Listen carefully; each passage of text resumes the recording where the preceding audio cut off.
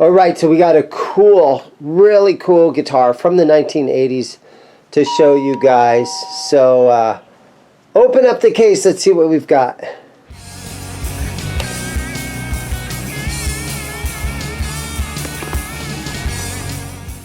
All right, Pete, tell us, what are we looking at? All right, so we're looking at Randy Piper of W.A.S.P, his 1984 custom-made B.C.Rich pipes guitar, custom fabricated, only one in the world, which was done by him and Screamin' Lehman. And what can I tell you? So I saw this guitar on stage when I was 16 years old, and now it resides in the SwissPicks Guitar Picks office.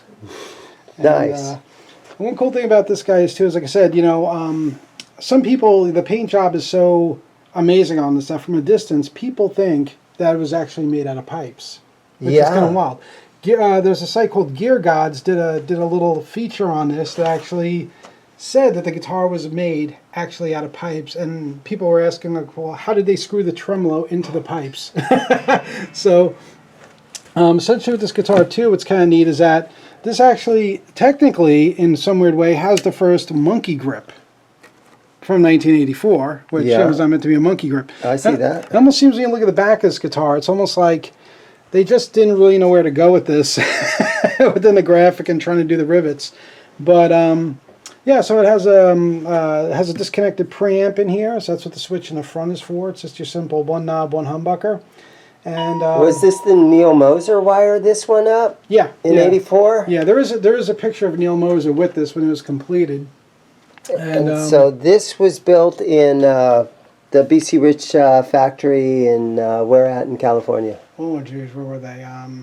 It is the original Los Angeles factory back in the day. And yeah, some of the cool things, like I said, about this is, like I said, what Randy would have too is he had a jet pack that he would wear on his, on him, and smoke didn't blow out of these pipes, but it appeared to live. Okay. So he would deploy the jetpack, and then smoke would all pour out of here and stuff. And generally, like I said, so yeah, let's see some of your photos that you have. Yeah. So one kind of neat thing too is here's where I first saw the guitar in '84 on the cover of the School Days single, and I freaked out. I was just like, "What the hell is that?" Because as a B.C.Rich guy, I couldn't imagine what it was.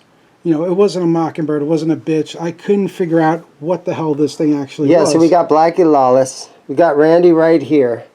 And we got Chris Holmes. Chris Holmes is over here. Yeah.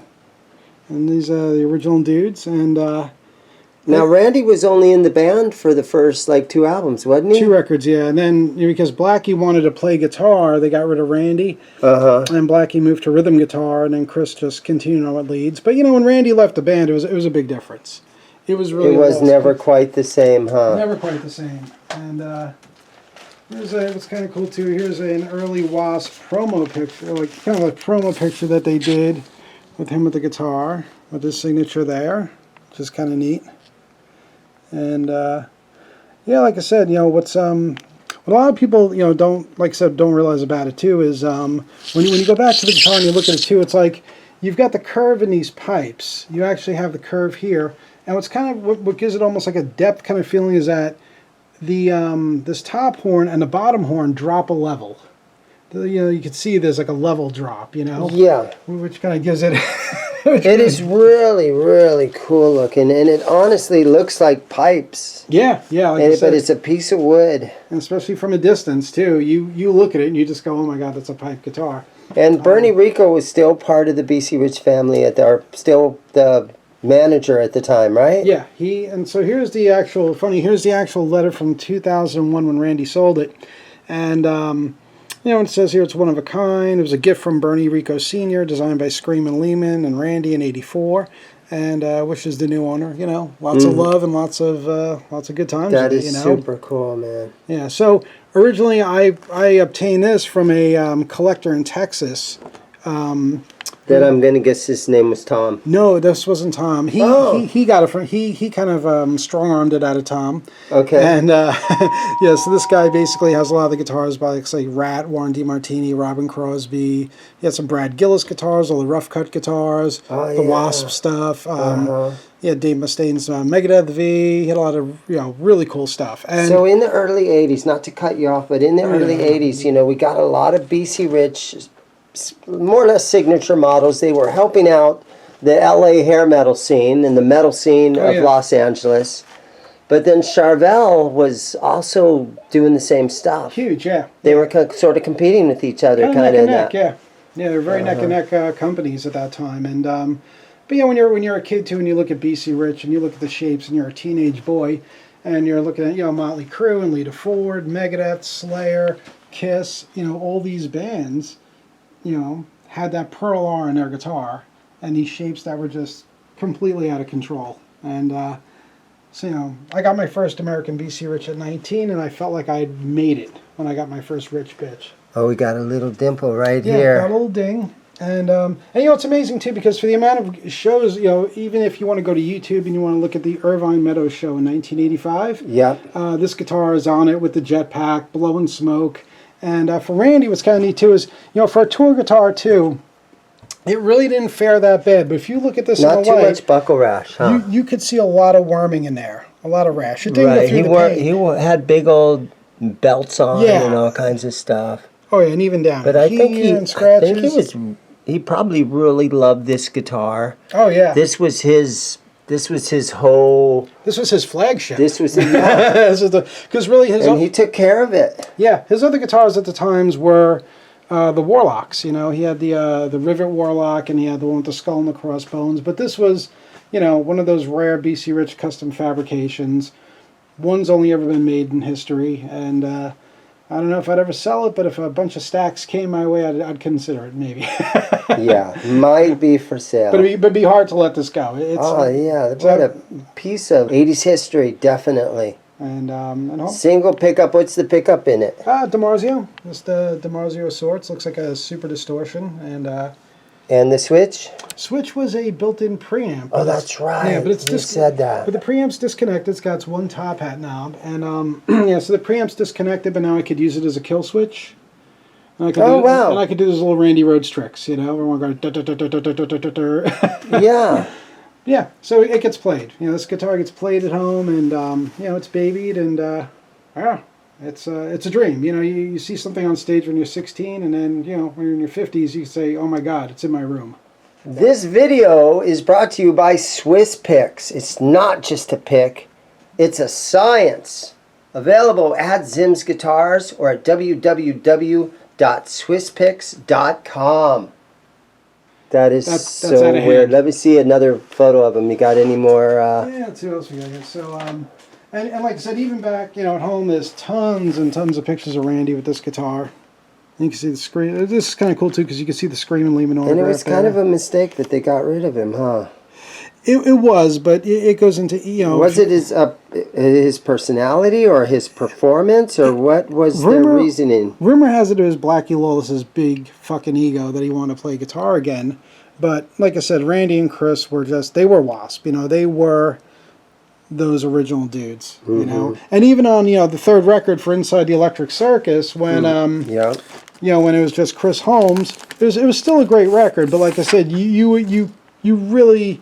For the Randy was more of very much of a feel player for the leads, and you really felt like you lost out with him. And here's the jetpack, actually, as we talked about the jetpacks that he would wear, and like I said, and then it would come down behind him and it would blow smoke through the pipes or make it appear that way. I just hear those stories about W.A.S.P. at the Whiskey in the early 80s. Oh, yeah. There wasn't a better show at the Troubadour or at the Whiskey than going and seeing W.A.S.P. They were throwing raw meat into the crowd. They were intense. And one thing you have at the camera here, too, is like I said, you could see, if you hit the light right here, you could see the block right here. You could see the center block. See that little square right here in the light?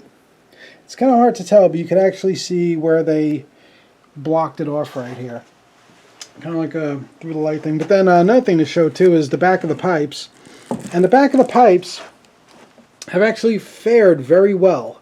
You got a little tiny bit right there. Yeah, a little bit here. Great carving work. Yeah, great.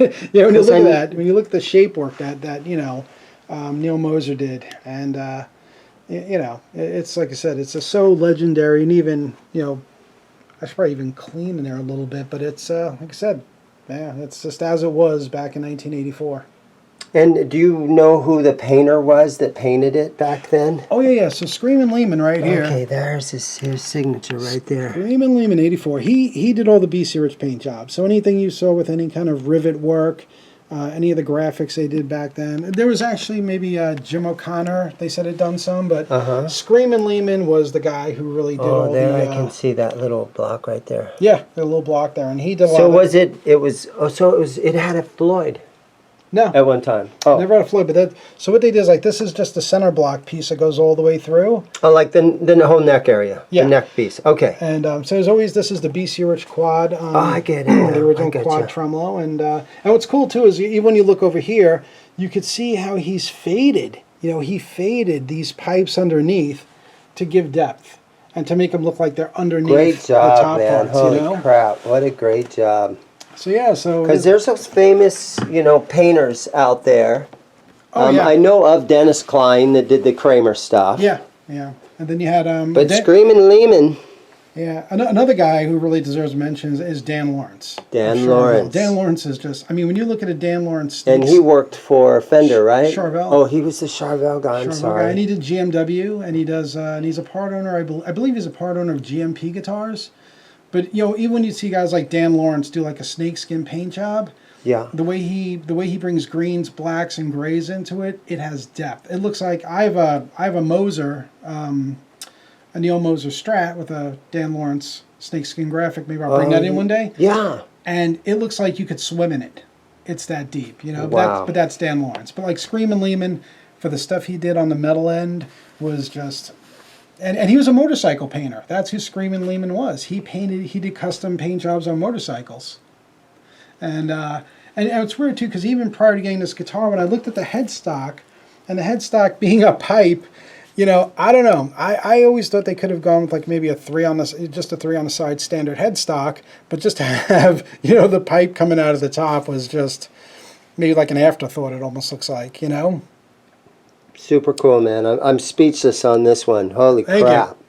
And holy crap, man. Yeah, we're going to bring some more stuff in for ZIMM'S guitar. That would be really fun if you could bring us more stuff to look at. Because we got some more stuff at the office, and we'll bring some stuff in, and hopefully, your viewers enjoy this, and we'll keep them guessing. I can't see why they wouldn't enjoy watching this. Yeah. This is so cool. But it was funny because on that Gear God's website, like I said, they really bagged on the guitar, and because they thought it was made out of metal, even though essentially it said painted by Screamin' Lehman, but they just kind of mocked it in the sense of like, oh, this is this 80s horribleness that we're glad it's over, but for the B.C.Rich fans, it's just the one-off. Some guys just don't get it.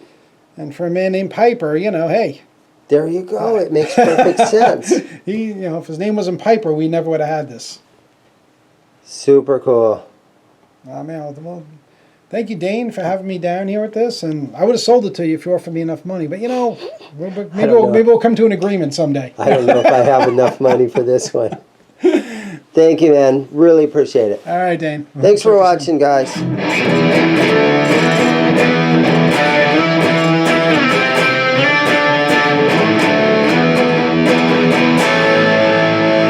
Oh, yeah.